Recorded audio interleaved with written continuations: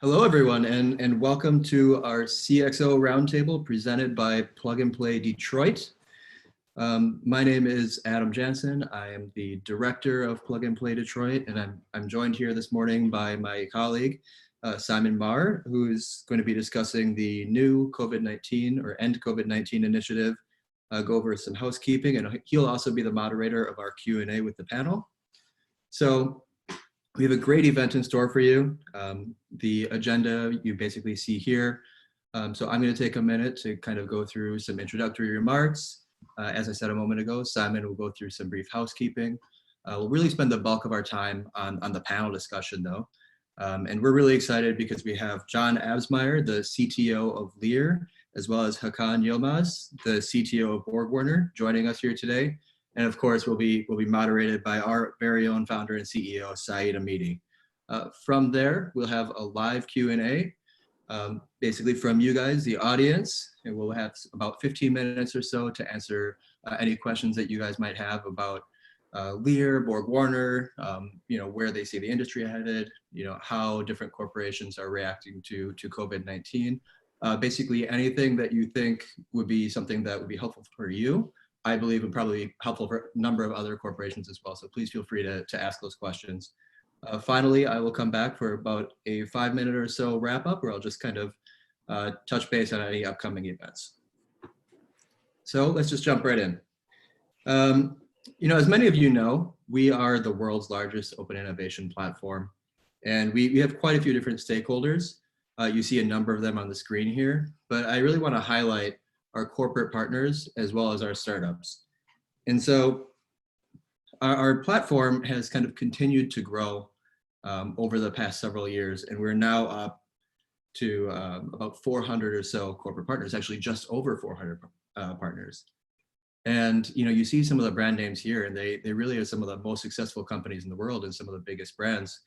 And when we're talking to these corporate partners, what I've been hearing a lot lately is it's continued to be really important to innovate. And actually, it's more important now to innovate than ever, just because, of course, the most innovative companies will come out even stronger. And we really task ourselves with connecting these really successful large corporations together with some of the smaller, very, very innovative startups to kind of solve their most pressing business needs. And so we have thousands of startups in our network. We have thousands of startups. We made over 200 investments last year. We're very active investors, one of the most active in Silicon Valley. And this slide really just covers a few of our success stories. So as you see here, we're early investors in Dropbox and PayPal, Lending Club, and a number of others. So see, these are some of our exits. And I want to take a second to talk about one of our verticals in particular. So Plug and Play Mobility, we founded back in 2014 as part of the Internet of Things, or IoT vertical. It spun out after it saw quite a bit of traction in 2016 into its very own vertical. It's headquartered, of course, in Silicon Valley. We make over 25 investments per year in the mobility vertical. We have accelerated nearly 400 startups. Silicon Valley is currently on its 8th startup batch, and we have over 60 corporate partners worldwide. You see some of the different focus areas down at the bottom left there. Autonomous connectivity, shared economy, or electrification. Those probably will look very familiar to you if you follow the automotive industry. They're very commonly referred to as ACEs or CASE, but you can kind of see some of the areas that we're looking into beneath each of those groupings. So, we knew that mobility is very important, and we've kind of expanded it all over the world. You see a couple of our locations there in Europe, and Stuttgart in particular has been a very successful one. And we have locations all across Asia as well. But when you look at this and you think about the automotive industry, you really know that something is missing. And so we decided to do something about that. So in January of this year, you may have seen a press release that we put out together with Fiat Chrysler, or FCA, as well as Michigan Minority Supplier Development Council, MMSDC, basically saying that finally Plug and Play is coming to Detroit. And so Detroit, of course, is really well known for mobility and for the automotive industry, but we know that it's so much more than that. And so Detroit, on the next slide, we see Detroit is turning into the next major technology hub in the United States, and that's something we really believe in. And we want to make sure that we're serving more industries than just the traditional automotive OEM tier 1 supplier space. And so when we go to Detroit, we're really looking for this mobility in automotive space. We're looking for these financial services, corporate and professional services, digital technology, a wide range of different manufacturing, energy, for example. Music is huge in Detroit. And so we want to make sure that we're able to help different corporations as well as the startups to connect with them in all of these different spaces within Detroit. But of course, we're a little bit limited for time today, so I'd love to continue this conversation with anybody afterwards. Please feel free to reach out to me. And in the meantime, I'd love to introduce my colleague who can talk about a new initiative that we have.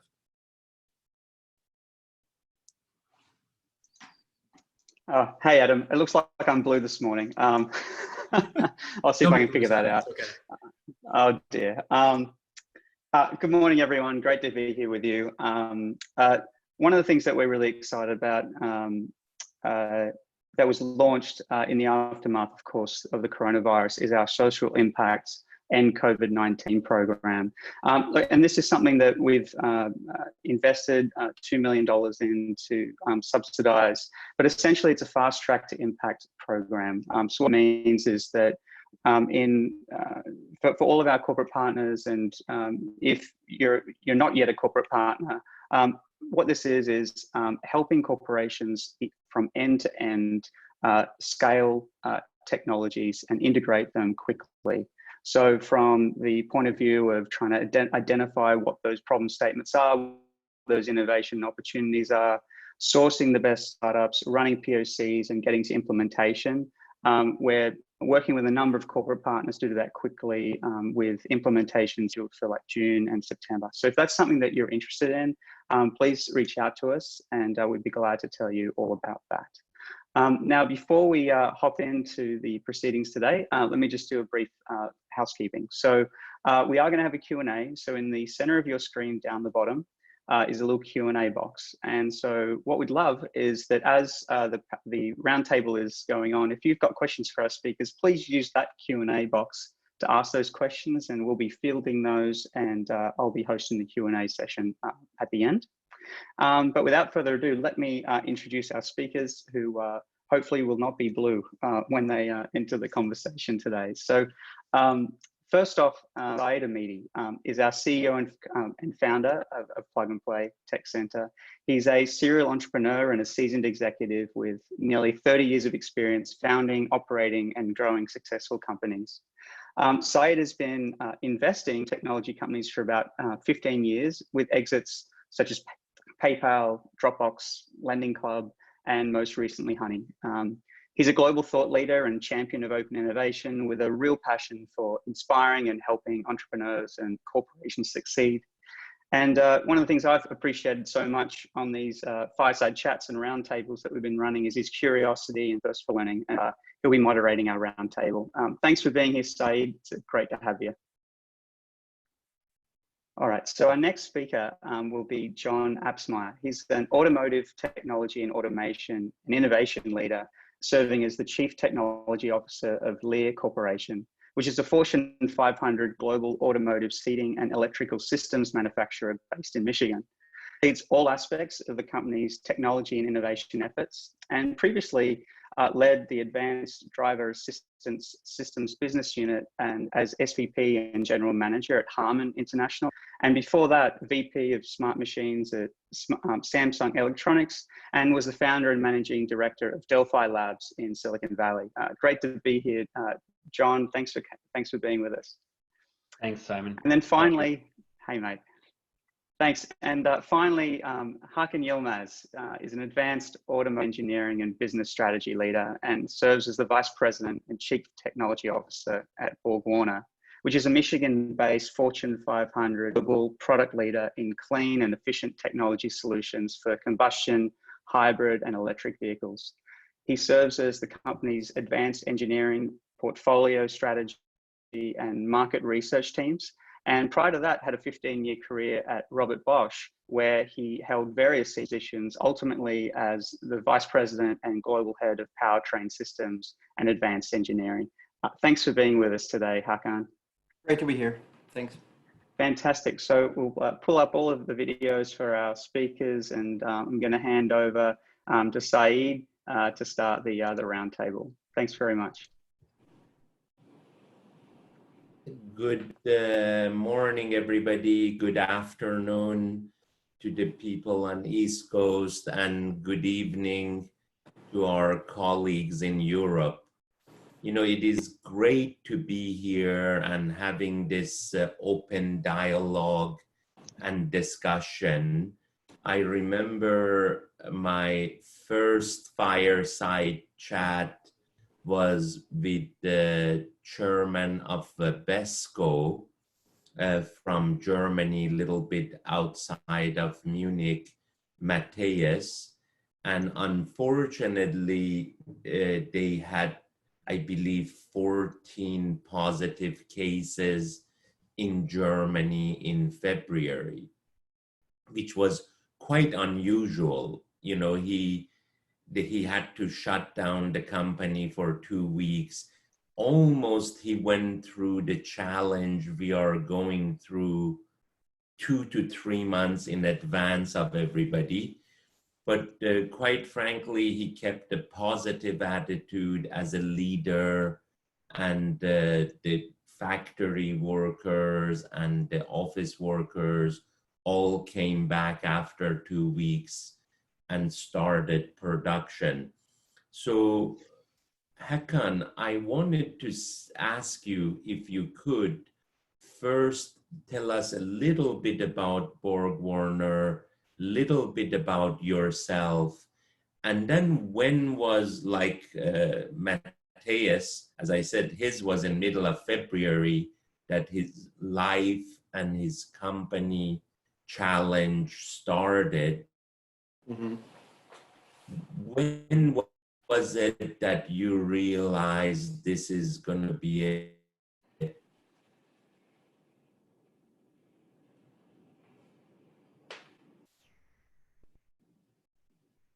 I think we lost him. And a little bit possible. Hello? Hey, Said, I think we lost you for a second. Okay, but go ahead, please. Tell us a little bit about yourself. Okay. And a little bit about the company. And then when did this COVID-19 challenge started for you? Okay, sure. So first of all, thank you for the invitation. Once again, it's great to be partners with you in Innovation Framework. I've been with BorgWarner for about 2.5 years now.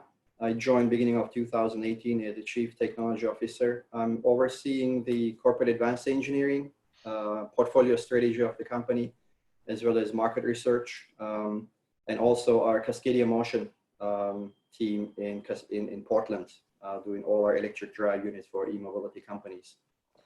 About BorgWarner, BorgWarner is a propulsion system leader in our domain. Basically, we have a very clear focus in our strategy that's balancing our portfolio with combustion, hybrid, and electric products. In our deep roots, BorgWarner has a lot of heritage in mechanical products, turbochargers, DCT, dual clutch system, clutching, chains, and transfer cases, all-wheel drive coupling. So we are really mechanically driven company historically. The last several years, of course, like rest of the industry, we started a massive transformation. I wouldn't really call it maybe transformation, more like an evolution.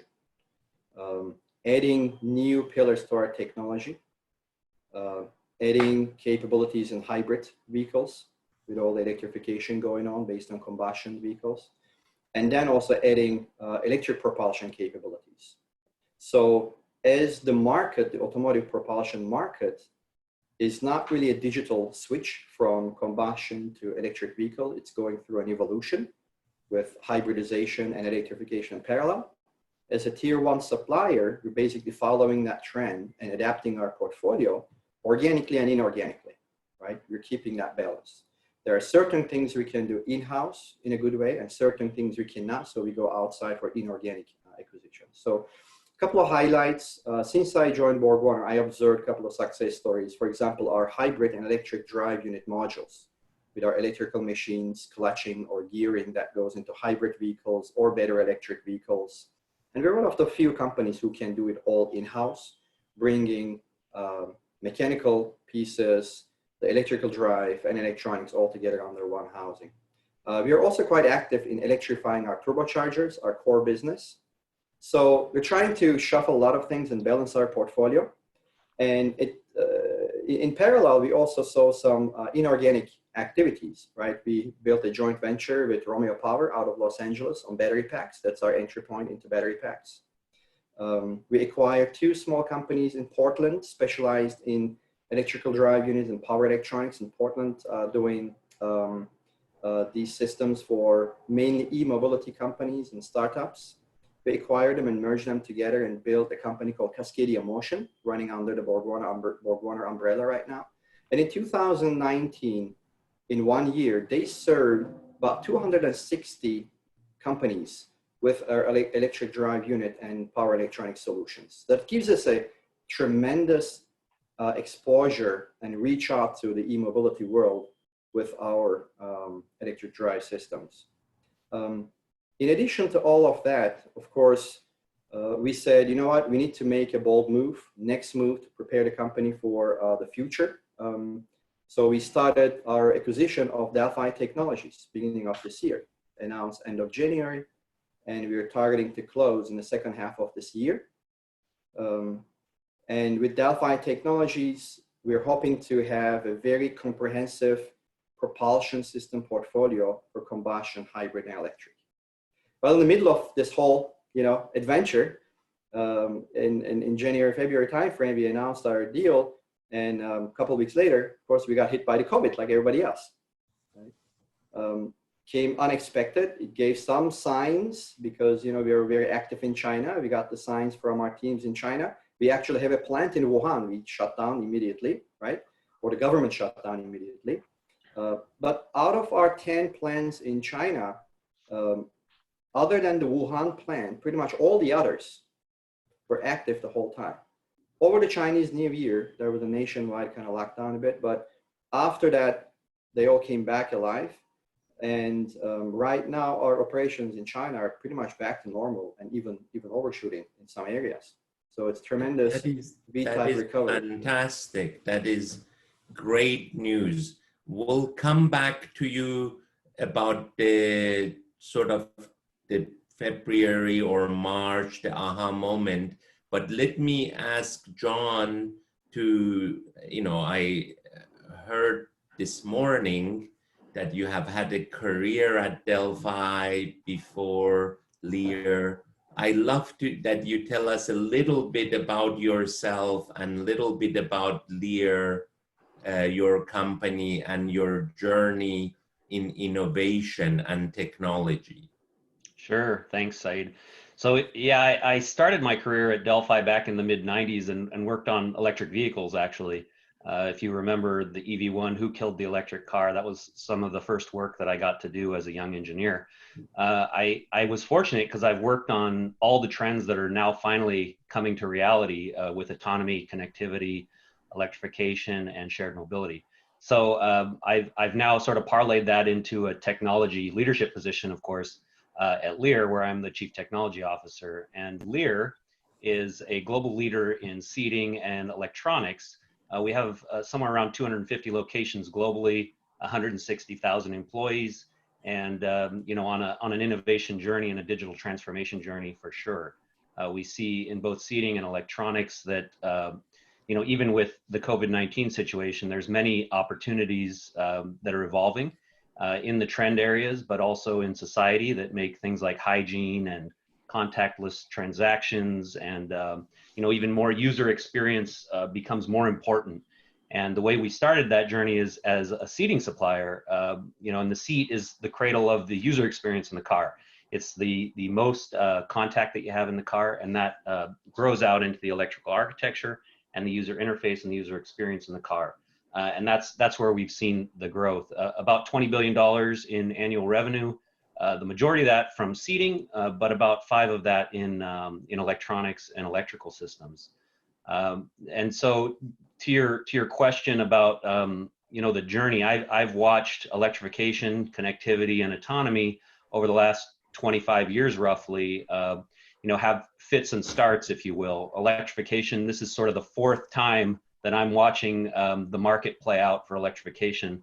Connectivity has been an evolving system since the 90s, and autonomy has been discussed in the industry for a few decades as well. So all these things now are sort of in the forefront, and where the entrepreneur ecosystem and Plug and Play is participating. So I appreciate that very much, and also want to say thank you for partnering with us. As to when the COVID situation affected us, similar to Hakan, we have a lot of operations in China and globally, but during the Chinese New Year, the shutdown continued to be extended, and that's really when the effects started to happen, both with ourselves and, of course, the market.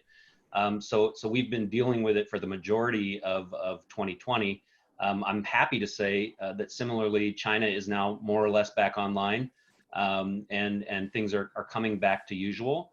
Europe is now coming online in full force, somewhere a third to halfway there, and ramping up. Dependent on some of the regional and local restrictions on work and stay-at-home orders. So we're of course following all the regulations.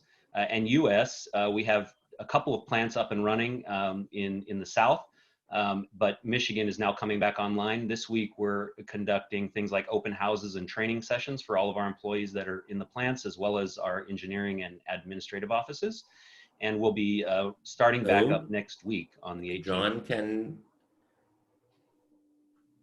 you hear me? I'm not sure if everybody lost John, or did I just lose John? Can you hear me now? Yes, okay. Perfect. Sorry.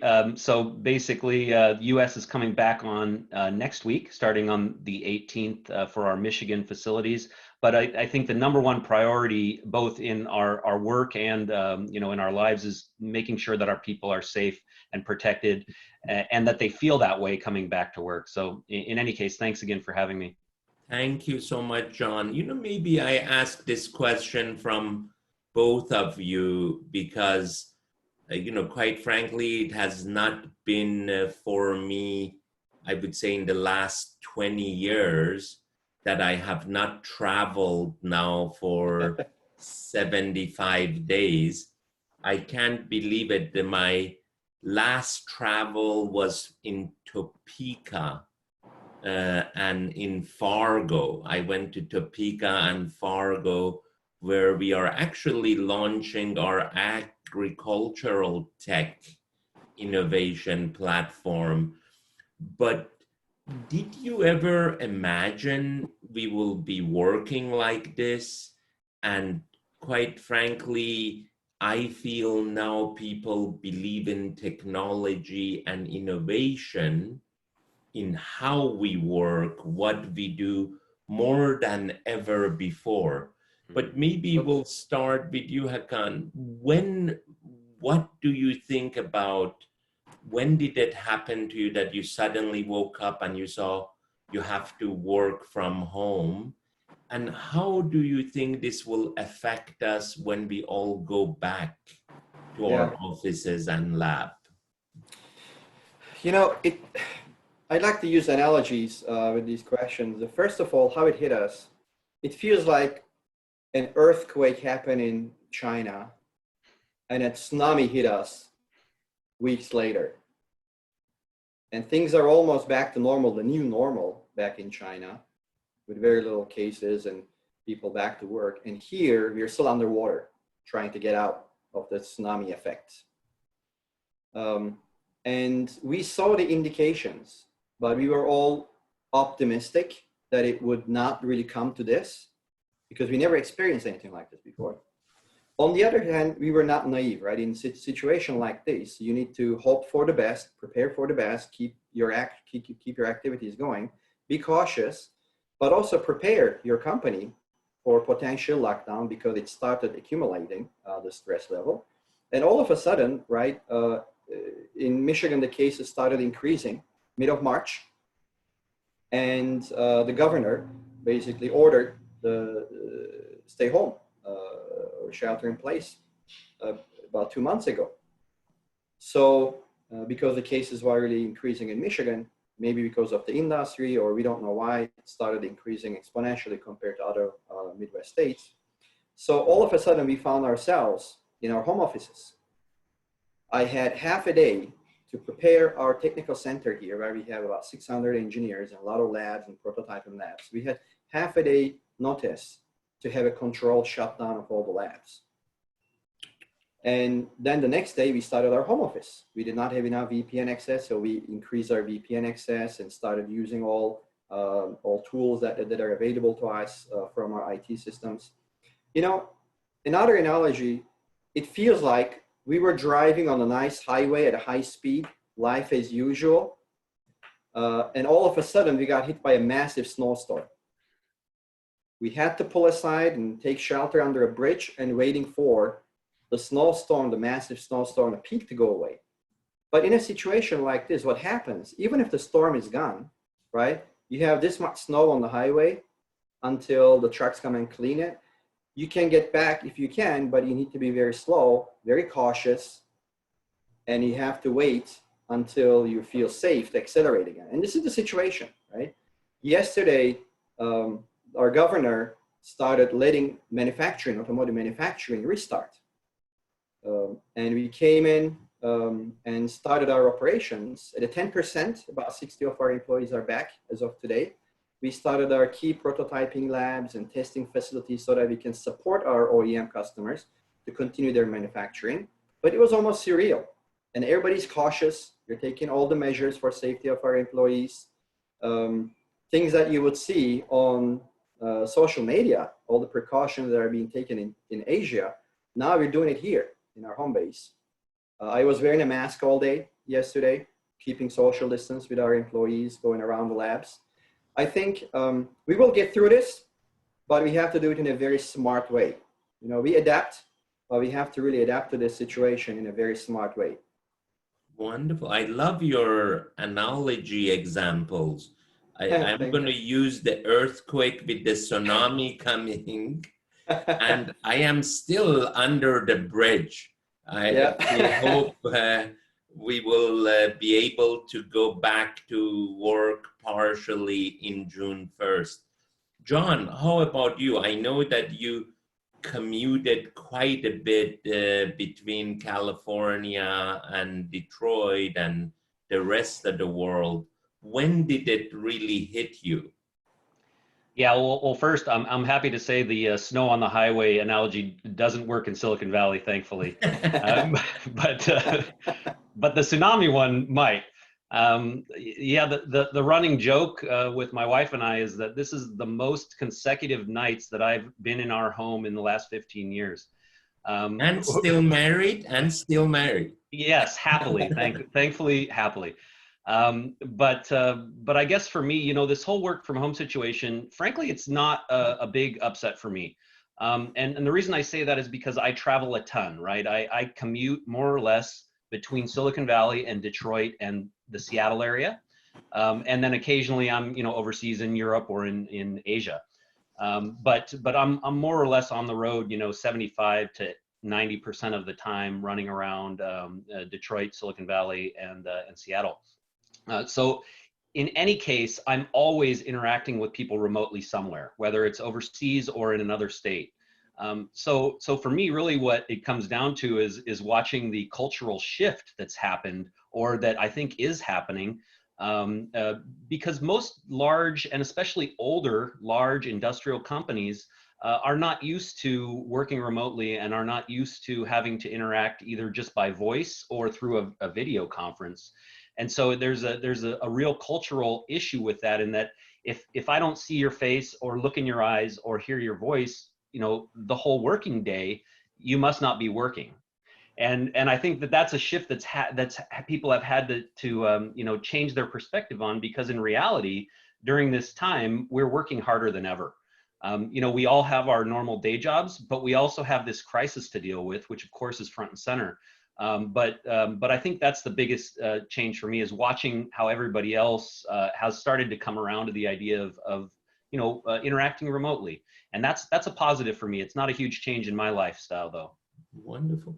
Let me little bit shift, because the auto industry, especially electrification, autonomous, I mean, quite frankly, it was like incredible challenges. I remember I was at the auto show in Frankfurt, and there was more Chinese cars exhibiting there almost than German cars, for sure, by the number of manufacturers.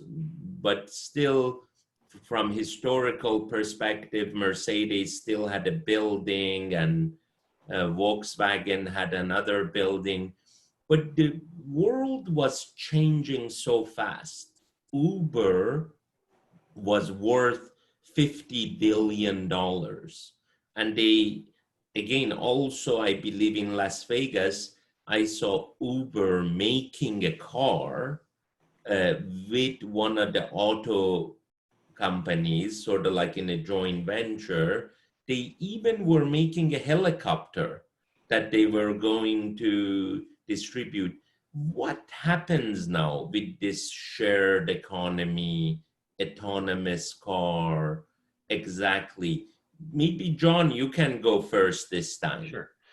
Yeah, sure. So I think that, depending on the, let's say, depth and time frame for recovery from in the economy, we'll see various changes. Certainly some industry consolidation. Hakan talked about some a minute ago with Borg Warner and Delphi. I think there'll be more of that happening, even at the small scale with startups and medium-sized companies, but also large scale. The longer this goes, the more we'll likely see, because in particular, the mobility and the automotive industry are capital-intensive businesses, and liquidity is a challenge when you're not generating revenue. So that's on sort of general industry. If you look at the trends, autonomy, connectivity, electrification, and shared mobility, autonomy, we've been hearing for the last 12 months, I'd say a little bit of stepping back from some commitments on the high levels of autonomy, level 4 and level 5. And the reason is because it's hard. It's extremely hard. And all of the technical challenges are not solved yet with respect to sensors, with respect to computing, and even regulatory and liability issues. So I think, we're definitely seeing somewhat of a retrenching down towards level 3 and below, which is okay, because at the end of the day, it's a safety technology, and it will continue to improve the safety of driving and reduce fatalities.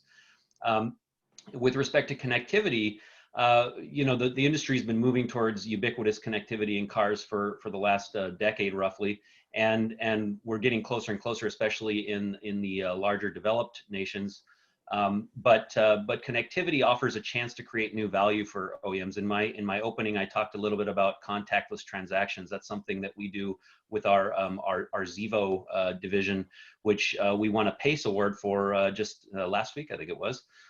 For that marketplace innovation, which enables you to buy gas, park, buy quick service food, buy coffee, groceries, etc., from your dashboard without having to swipe a credit card, without having to even potentially go in a facility. And those types of technologies are definitely enabled by connectivity and becoming more important for the industry.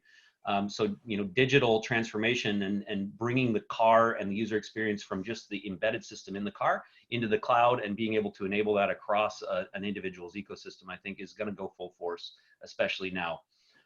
With respect to electrification, I said that this is like the 4th cycle that I've seen of electrification. We have crossed the tipping point for sure.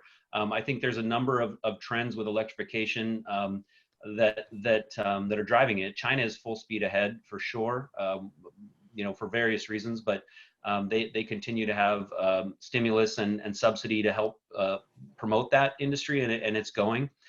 Europe, CO2 regulations and emissions rules that are coming are pushing that.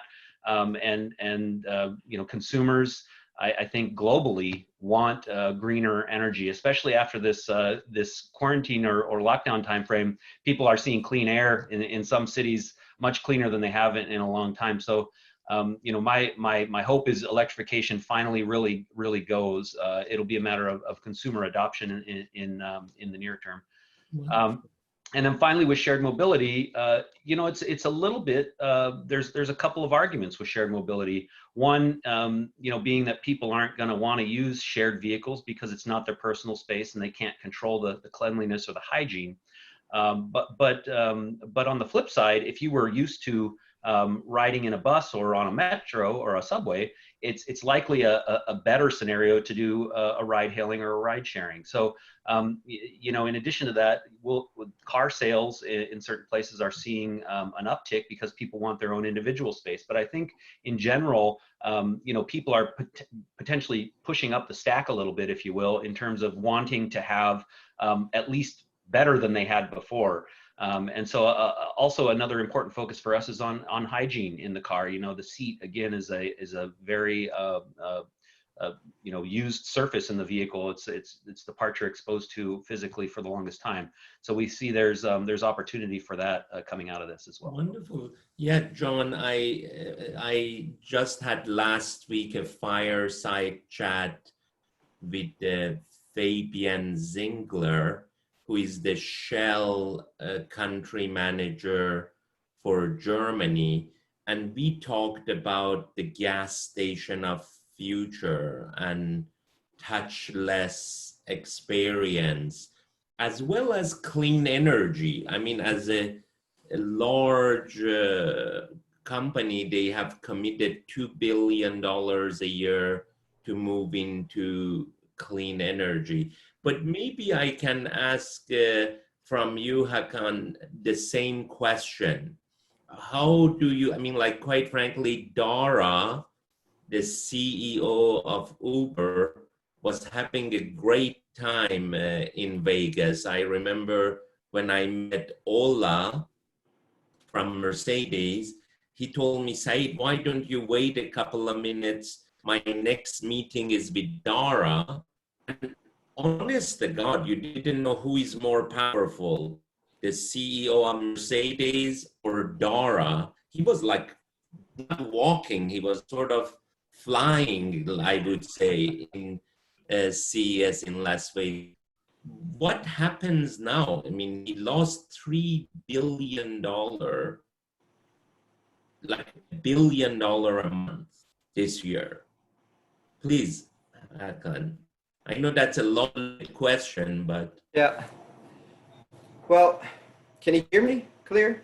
Yes. Yeah, you're losing your side. Okay. Yes. All right. I'll get started then. So, you know, when you're in a crisis situation, this is something like we have experienced before. It's new. Now, in a crisis, you follow certain steps. First of all, in a crisis, what you need to do first is, can you survive this crisis?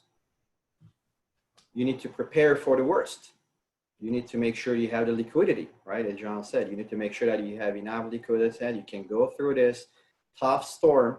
So do you have enough gas in your tank to survive the snowstorm, right? So that's the first thing you do, safety and looking at your measures for surviving that storm. The second thing, we prepare for two things, right? In addition to preparing for the worst case scenario for our liquidity, we prepare our operations for the best case scenario, because that's where the challenge is.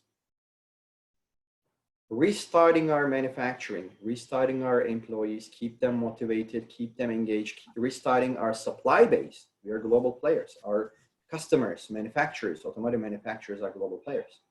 So the priority number one is safety and survival. Number two, going back to our operation, because we had great business. We still have great business before the crisis. We want to continue with that.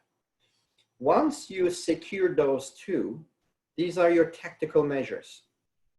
Once your tactical measures, safety, security, and survival, and back to your operations is out of the way and you feel safe, then you start thinking about your strategic moves. you look at, okay, what is my competitive situation? Typically, history tells us after crisis, bunch of folks fail. Some of them come out with a lot of bruises. It takes them a while to recover. And some of them come out like nothing happened, and they get into action and they widen the gap in their competitiveness against their competition. So you hope to be the last one, right? You want to survive this. You want to come out with liquidity. You want to come out with maximum operations, business as usual. And then you also want to look at your opportunities to increase your gap with your competition if you're in a lead position, or if you're behind, use it as an opportunity to catch up. Now, when we talk about electrification, right, that's our primary focus right now. So combustion, hybrid, electric, we're keeping the balance. And this is a journey, as we said at the beginning. And I think the journey will continue and should continue. Because if there's one thing that this crisis proved to us is the data that we have right now, massive amounts of data in all of the countries, regions, states, even the ozone layers. The environment is recovering, right? So this emphasizes how important it is to have clean and efficient solutions. And this is our focus at BorgWarner. We're trying to differentiate with clean and efficient solutions. If it is combustion products, we focus on clean and efficient. If it is hybridization, we focus on clean and efficient. If it is electric, we focus on clean and efficient. And I think this crisis, COVID, really proved to us, gave us a lot of data to see clearly that we have to keep that journey. We have to keep investing in new mobility solutions. We have to keep investing in electrification solutions. And we have to keep that journey. We cannot just use this as an excuse, like the snowstorm, and say, oh, we're giving up, we're gonna go back home. No, we're gonna get back on the road, we're gonna get going. And when I look at the policymakers, as John said, in China, we don't see any setback. In Europe, the CO2 targets, the carbon dioxide targets are still there. And the OEM, our customers, are announcing that they're not stepping back from electrification. So I hope that the industry overall, it's an ecosystem, right? We're not alone. I hope our OEM customers, startups, the new mobility customers, which are really crucial for transforming e-mobility, and suppliers, our competitors, peers, ourselves. I hope we come out of this crisis with minimum bruises and can get back on track, because we're on a great journey towards electrification, and we're going to continue. Fantastic. I like you put you on CNN because I like your positive outlook. You know, like we have to be positive, right? Yeah. Yeah, no. It is really fantastic to hear you both. You know, it is challenging time. It is hard to go back to the new norm, but we will all get through this. And, you know, as two of the greatest tier one suppliers in the industry, really it's refreshing and exciting for me to hear you talk so optimistic. And going back to shared car, and, you know, as I said, I know at one time Uber was worth $50 billion. And I do agree with you, John, that some people who used to sit in buses and subways, now if they can afford it, they will take Uber. But do you guys, I mean, like, feel that trend may slow down a little bit and people may buy more cars? Like, I remember when I was 16 and a half, pretty spoiled kid, but I dreamed about buying my first car. But my kids don't dream that way. It's not a status thing to buy a car. It's actually, some people look down on you, when you buy a sports car these days. But do you think that that trend, John, may come back, that people strive to own their first car? Well, there are some indications of that in China, for example, that car sales, might get an uptick because people want to have their own private space, their own, control their own cleanliness, etc. I think it's too early to know, Saeed, but what I can say is I hope so. I hope that's the case. I'm a total gearhead. I love cars, and I would hate to see their demise, but I think it's a little bit early to know for sure. And Hakan, what is your thought? And then we will go to some of the questions people have had. I think, Said, right now there's a lot of emotions. We're deciding based on emotions. And as long as we're in a lockdown, as long as we don't experience the new normal, it's hard to predict. Because this is a health pandemic. This is not a 2008-9 crisis, not a financial crisis. This is a health pandemic, right? People are going through health problems, going through a whole different situation. Schools are closed. We have employees and friends stuck at home with our kids, and same with ourselves. We're right now going through unprecedented experiences, and there's a lot of emotions. When it comes to business, when it comes to making investments, when it comes to buying a car, it is a big investment. I think as we come out of this lockdown, as we get used to the new normal, be smart and learn about it, adapt to it, I think people will come back to more pragmatic decisions.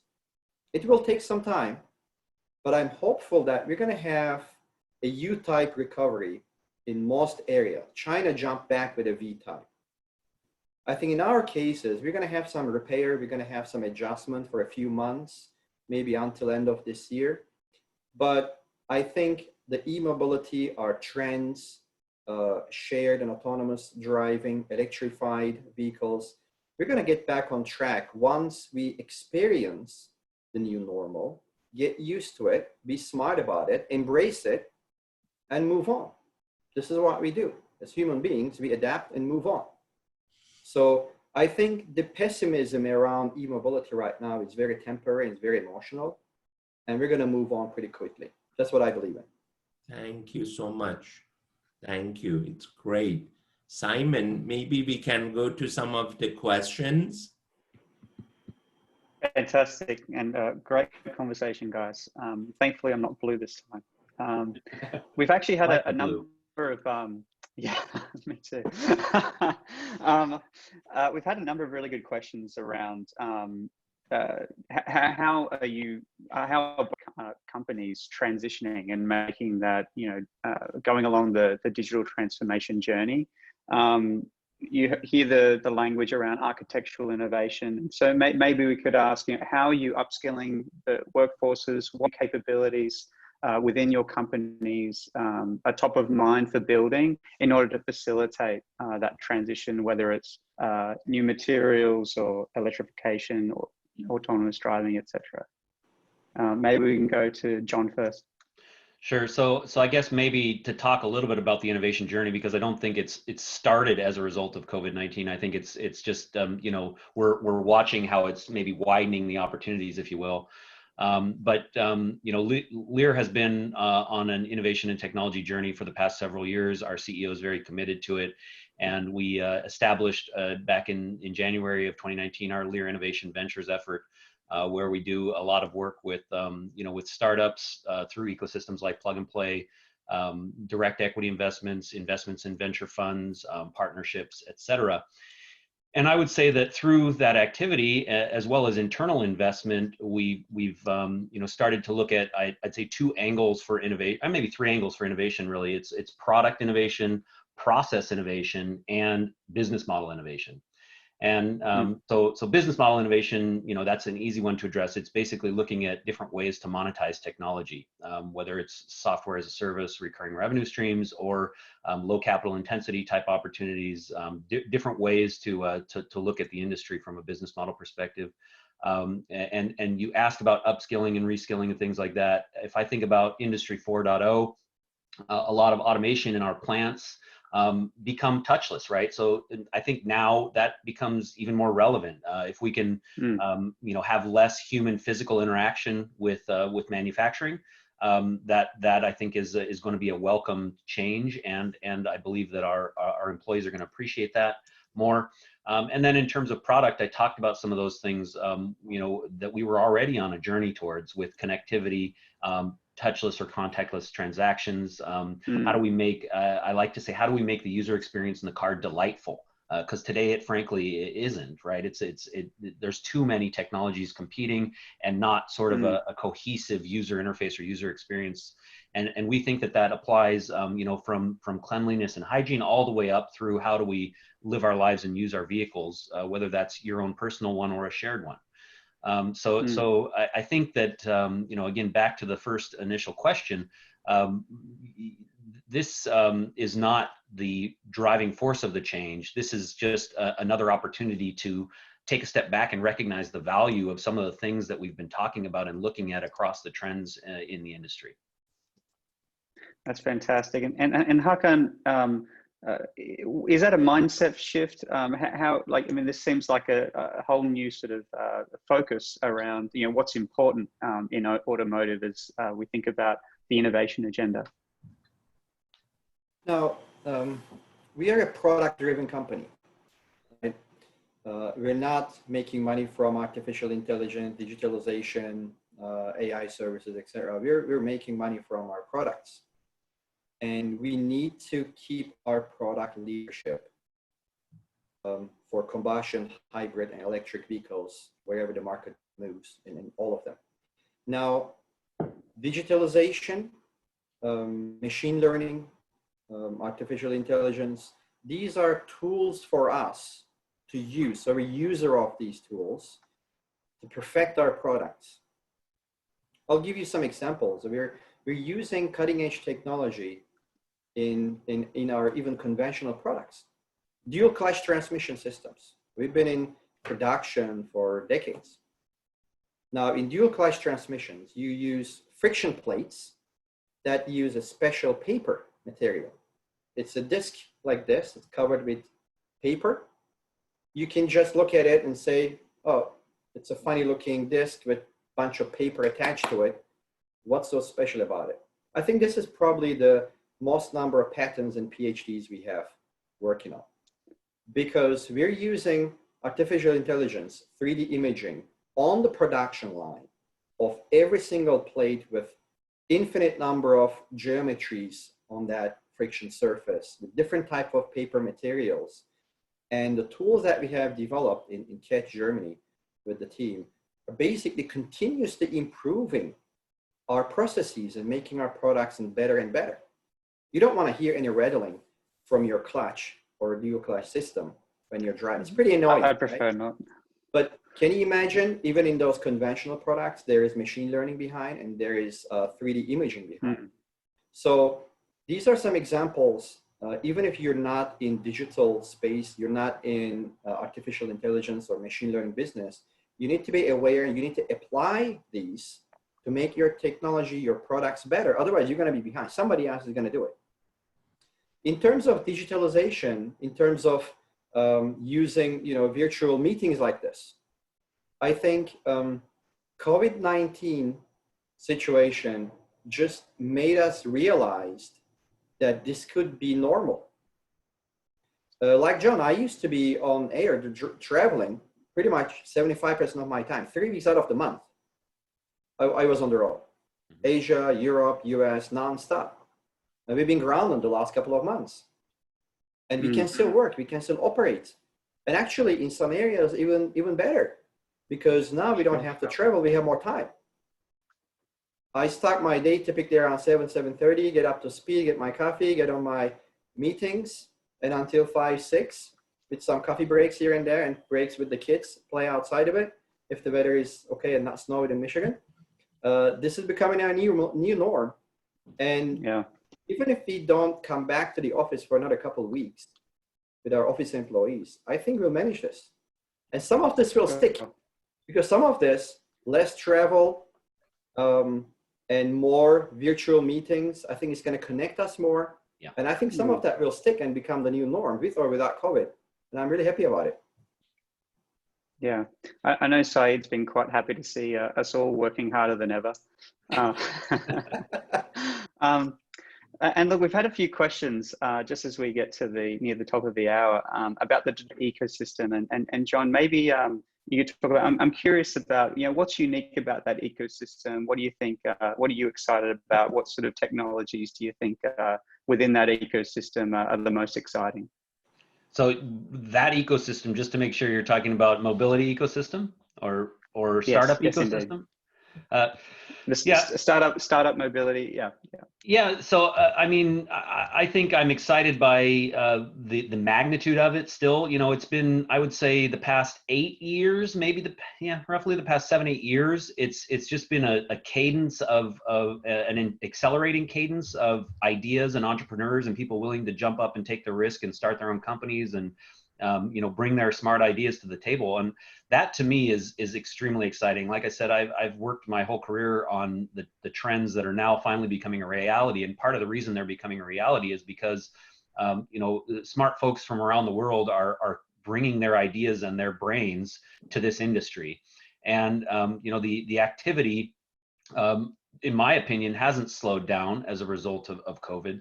It's just somewhat changing, and maybe expectations are changing, and priorities are changing. But that's okay. I don't see any change in magnitude or speed of innovation. And in fact, I think innovation during this time is more important than ever. I've come to recognize that there is innovation in absolutely everything that we do in our personal lives and in our work. So, I mean, like Hakan mentioned about using things like AI and machine learning behind the scenes that most people don't even recognize. And so some of the startups that are now coming into process oriented areas with automation or with analysis tools, data analytics, et cetera, looking at how we're leveraging other industries in the mobility space from mobile, from IT, et cetera. All that to me is extremely compelling and exciting. And I think it's about time. And I think it's about time that we see the user experience in the car become delightful, like I talked about. Yeah, fantastic. Well, we've got time for one more question. Saeed, do you have one thing that you'd like to finish with? And again, I really am excited to hear your positive outlook. I like, similar to you, we have 10 offices in China, and I have not seen enthusiasm. Like, as you said, they came back and they are stronger. And last week I talked to our Milan office in Italy, and it was like, I kind of said, am I talking to China or am I talking to Italy? Because Italy was hit hard, but the outlook is so bright. And I'm just counting the days that we would have the same time as China or Italy here. And maybe we'll finish by, can we make Detroit great again? Detroit is already great. It's getting better. No. In fact, like I spent at least 5 trips in Detroit, and it's a really, I think there is some underlying positive energy. And again, I also work in Cleveland. I would love these cities to be sort of super exciting. Maybe we can finish with your thoughts about Detroit. Hakan, go ahead. Sure. Well, I think I'm the only one from Detroit on the panel, so I can get started. Well, Detroit has gone through an amazing transformation. I've been living in the area for about 20 years now, and it's really incredible. I think Detroit is really on the way to become a new hotspot for innovations and incubators and startups, and we're really excited about it because we hear all the time, right? Detroit is the heartland of automotive, This is what we do in Michigan. This is our core business. And we always hear disruption coming from Silicon Valley, disruption coming from China, disruption from all around the world. And we're in a position, hey, we don't want to be disrupted. We want to be the one disrupting. And we have the heritage of mobility, and we know how to manufacture cars for a century, more than a century. And if somebody's going to disrupt and rewrite the e-mobility story, we should be the ones doing that. Together with, of course, everybody else, but we don't want to be behind. So I really appreciate the fact that finally, after our first introduction about 2.5 years ago, Said, you're coming to Detroit, you're working with us, bringing the startup ecosystem to Detroit. It's really exciting. I'm happy you made that decision, and we're really looking forward to being a part of it. John? Yeah, so similar to Hakan, you know, Detroit and what you said, Saeed, I agree. There's an underlying energy in Detroit, and I think a lot of that stems from, you know, 100+ years of innovating mobility, and so this is a time for Detroit to shine more than ever before, and I'm excited to see as we come back to the new normal, what ecosystem evolves and how it develops, and I'm very excited that Plug and Play is coming to town. So. You know, all good things for Detroit. I think, you know, I think it's innovation versus everybody. And if we can team up with Silicon Valley, Tel Aviv, you know, Berlin, Stuttgart, Shanghai, and Detroit all together, that's what's going to be very powerful. So, yeah, I'm excited about it. Wonderful. Thank you so much. Thank you so much for joining us. And I very much look forward to getting together and seeing you guys across the table instead of across the Zoom. Absolutely. Thank you so much. Thank you. Thanks very much. Turn it back to Adam. Thanks so much. Bye-bye. Fantastic. Adam, you've got the ball. Great. Yeah, thanks so much for the discussion. I just want to say thank you again to John at Lear and Hakan at Borg Warner. Really incredible discussion. I wish we had more time. I know there was quite a few questions that we didn't get a chance to answer. But, you know, in any case, absolutely loved having you guys here. Just quickly, kind of for the rest of the audience, we do have a couple of upcoming events, which I've listed here. The first one is Cost Saving Technology for Industry.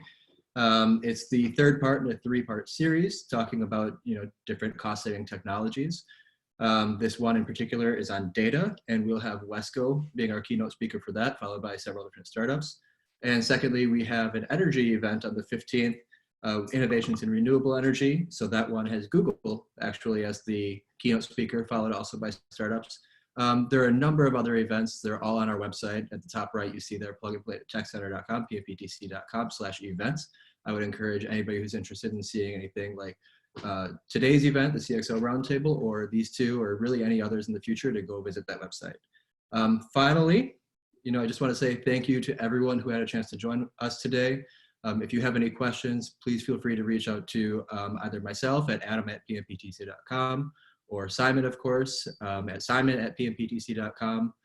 We're more than happy to talk to you guys about Plug and Play Detroit and opportunities to partner there, the End COVID-19 initiative, any deal flows or trial deal flows for anybody who's considering partnering with us, different startup technologies that are out there, just to kind of give you a feel for the landscape, upcoming events, or really anything else you'd like to talk about.